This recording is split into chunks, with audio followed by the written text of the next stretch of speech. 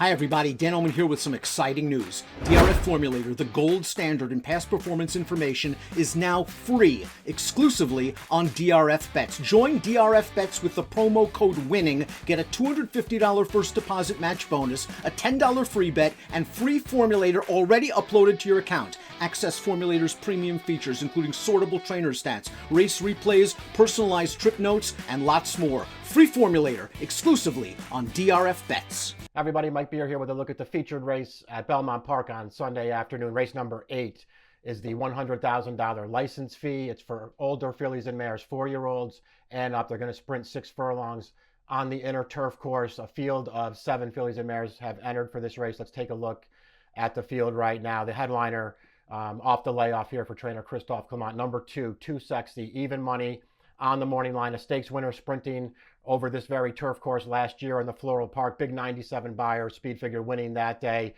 They finally started concentrating on shorter races with Too Sexy. Starting at the end of 2020, they cut her back to 7 furlongs at Belmont Park and she ran well. And then all of last year, they kept her sprinting. She kept getting better with each start, and it culminated with a pretty good end of the year for her. She is definitely the horse to beat as she starts back here, but she does have a layoff to overcome. She's giving away some recency to a couple of horses who certainly have races that can at least give her a run for her money in here. So we'll see if Too Sexy is going to need a race off the layoff. We'll also see if she's going to catch enough pace to run into here, because she did spend most of that campaign last year, the good part of her campaign, rallying from off the pace. And as we see from the Timeform US pace projector for this license fee on Sunday, there's not an awful lot of speed for her to be attacking in this race. The pace projector projects this to be a relatively slow pace, or one that's going to favor horses on or near the early lead. You see that blue bar there. And they have the number 4 Igloo out there on the early lead. Certainly Igloo is a horse who wants to be forward in her races, and I do expect her to show speed in here as she ships up from Gulfstream Park and stretches out from 3 straight 5 furlong races. She is probably going to be forward in this race. The other horse who I feel like the pace projector really rates to help in this race is the number 3, Miss J. McKay.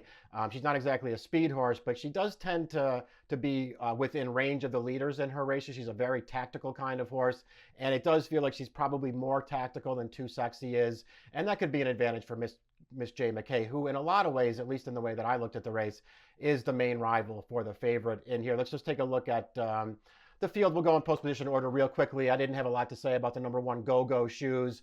She did win off the layoff going 6 furlongs last year in April over at Aqueduct. That was a day where she just had a really soft trip on the lead, got loose, never faced a challenge, and won with an 84 buyer. There's not a lot of speed in here, but this race probably isn't playing out that way. For the rest of that campaign, she ran fine in a couple of spots. She did win another race at Colonial Downs. They had to ship her out of town and cut her back a little bit. She beat a weaker field over there with a similar buyer speed figure, an 85, winning that day. They came back. She was in that same Floral Park with Too Sexy in October. Actually got a really good trip in that race, came in out to the stretch, had a real look at it, and she just wasn't good enough, got out finished at the end, her final start of that campaign. Came back in an allowance race against Miss J. McKay, and she was also really no match for Miss J. McKay in that spot. So she has a lot of work to do in here if she's going to beat the 2 horses that handled her easily at the end of last year. Too Sexy, the number 2, your morning line favorite, the horse to beat in here. Again, just got really good when they cut her back to sprint last year. She's an off-the-pace type, but it's at least worth pointing out the allowance win, the 1X allowance win at Saratoga going shorter last August. 2 starts later, the 2X allowance win right here at Belmont Park going 6 furlongs. She was off the pace, but she wasn't that far away. So it feels like she doesn't necessarily have to be compromised by a slow pace in here. The big win in the Floral Park with the 97 buyer did have a really solid pace. That field got stretched out early. She sat off it, and she came clear in the stretch and just ran that field over. We'll take a look at the replay of that race right now because, yes, the trip really worked out for her. It's also pretty apparent when you watch the replay here, though, that she ran really, really well in this race. Got clear, tipped her out in the stretch here, and she just powered down the outside. A very impressive win with a 97 buyer. Her final start in that autumn days. Listen, she ran really well again. Got out into the clear in the stretch. She was finishing very gamely again. The horse that beat her, Change of Control, not only a really nice mare, but was up close to the pace, got right through on the inside, losing no ground, and wound up holding off Too Sexy at the end. But Too Sexy ran well again in there. She's reunited with Joel Rosario in here, and that feels like a real positive for her as well. Miss J. McKay is the 3. Again, I just sort of viewed her as the main rival for Too Sexy in here, and maybe trips make the difference if she gets a little bit of a better one.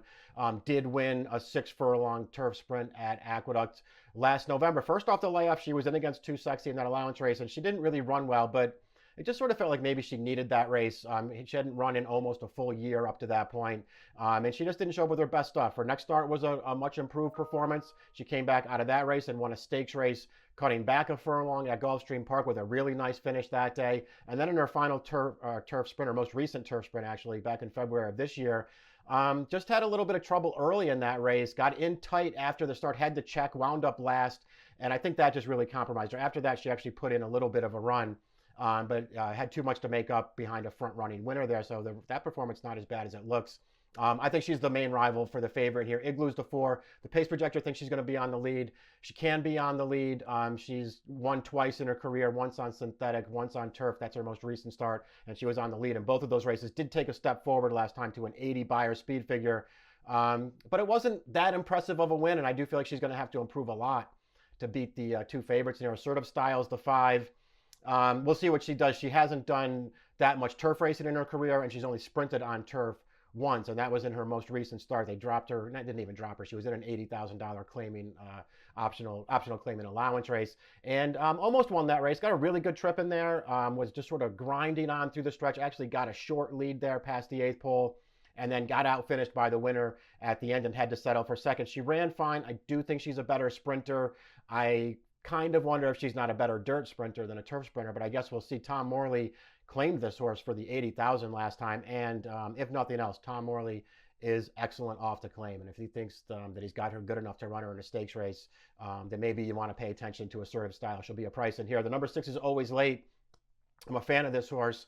Won 2 turf races routing early last year at Gulfstream Park when they bumped her up into the Wonder again to try better horses off of a little layoff last June. It didn't work out. She was no match for those horses. Just sort of felt like it was a little too tough of a spot for her. For her final 3 starts, though, of last year, Bill Mott decided to cut her back and see if she could sprint. She didn't win any of those races. I think she ran pretty well in all of them, though, and she did not get lucky in the trip department in any one of those. It was hard to sort of tell in the Galway there at Saratoga in mid-August. It's hard to tell how much horse she had, but boy, she went inside in the stretch trying to split horses, got shut off and steadied, and just lost all chance in there. Her next 2 starts, I thought she ran well. Again, they're a bit longer, though, 6.5 at Kentucky Downs and then 7 at Belmont. And she ran well in those races. I wonder if 6 is a great distance for her, and I wonder if she can show up and run her very best race here if she doesn't have some kind of pace in front of her, because she has no early speed. So it's a real problem for her. I do think she's pretty good, though, and I won't be surprised if she's competitive with these horses. If not here, then down the line. Number 7, Miss Majorette, completes the field.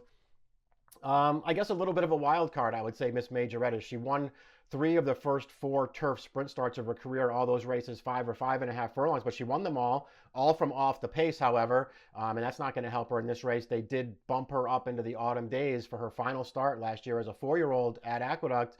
That was the Too Sexy race where Too Sexy rallied too late.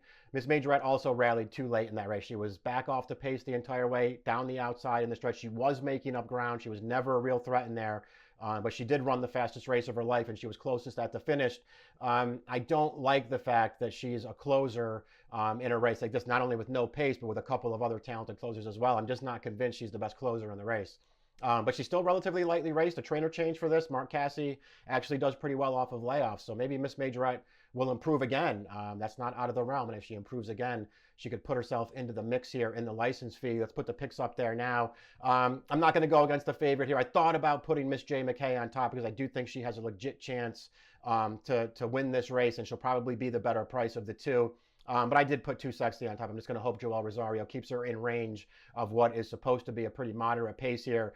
And if she can produce the kinds of finishes that she was producing last summer and last fall, I think she's going to be pretty tough to hold off regardless of how they go in front of her. I put Too Sexy on top in the license fee. I went 2-3, really had trouble getting to any of the others in here. The license fee is your featured race at Belmont Park on Sunday, race number 8, approximate post time 4:54 Eastern time. Good luck.